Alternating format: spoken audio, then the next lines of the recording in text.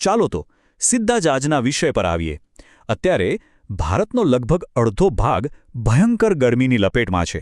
અને આ કોઈ સામાન્ય ઉનાળાની ગરમી નથી. ના, આની પાછળ એક ખાસ હવામાનની ઘટના કામ કરી રહી છે, જેને વૈજ્ઞાનિકો હીટ ડોમ કહે છે.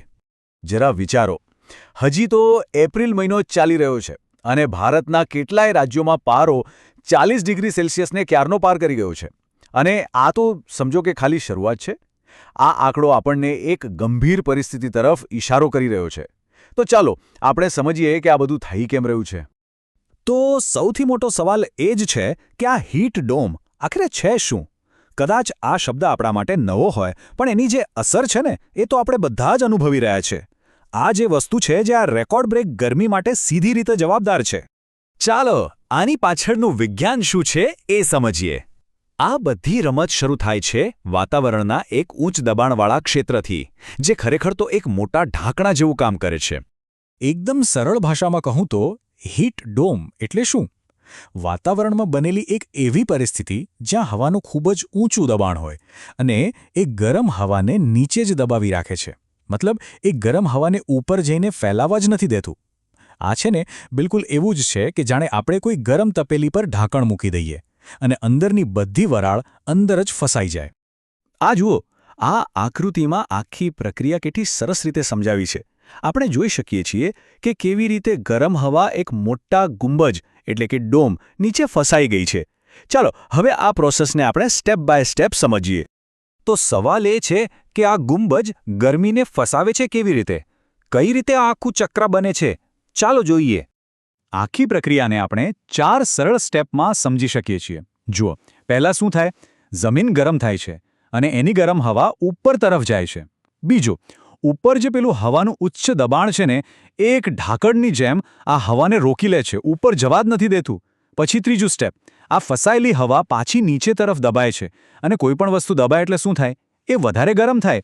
અને છેલ્લે ચોથું સ્ટેપ, આ જે વધારે ગરમ થયેલી હવા છે એ નીચેની જમીનને ઓર ગરમ કરે છે.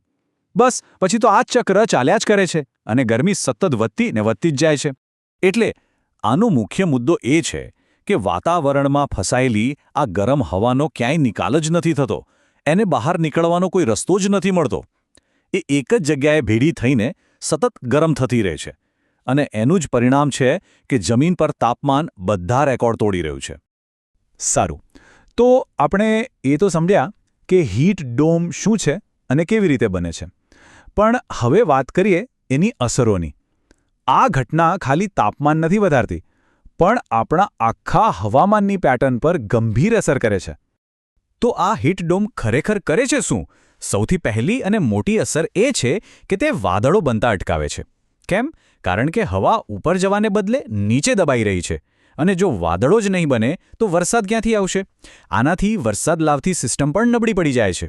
પરિણામ શું આવે? જમીન પર લાંબા સમય સુધી સૂકી અને આકરી ગરમીનો માહોલ. આ જ પરિસ્થિતિને પ્રતિચક્રવાતી પરિભ્રમણ કહેવાય છે, જે દરિયા પરથી આવતી ભેજવાળી હવાને પણ રોકી દે છે. અને જુઓ, આની અસર કોઈ 1-2 શહેરો પૂરતી નથી હોતી. આ એક બહુ મોટા વિસ્તારને પ્રભાવિત કરે છે. ભારતના ઉત્તરીય, મધ્ય અને પૂર્વીય ભાગના ઘણા રાજ્યોમાં અત્યારે ભીષણ ગરમી અને લૂ માટે ચેતવણી જાહેર કરવામાં આવી છે. આ બતાવે છે કે હીટ ડોમનો વ્યાપ કેટલો મોટો હોઈ શકે છે. આ બધી ચર્ચા આપણને એક ખૂબ જ મહત્વના સવાલ પર લાવીને ઊભી રાખે છે. જે રીતે આખી દુનિયામાં હવામાનની પેટર્ન બદલાઈ રહી છે, શું આવા હીટ ડોમ અને એના કારણે આવતી ભયંકર ગરમીની લહેરો ભવિષ્યમાં આપણા ઉનાળાની એક નવી વાસ્તવિકતા બની જશે? આ એક એવો પ્રશ્ન છે જેના પર આપણે સૌએ ગંભીરતાથી વિચારવું પડશે.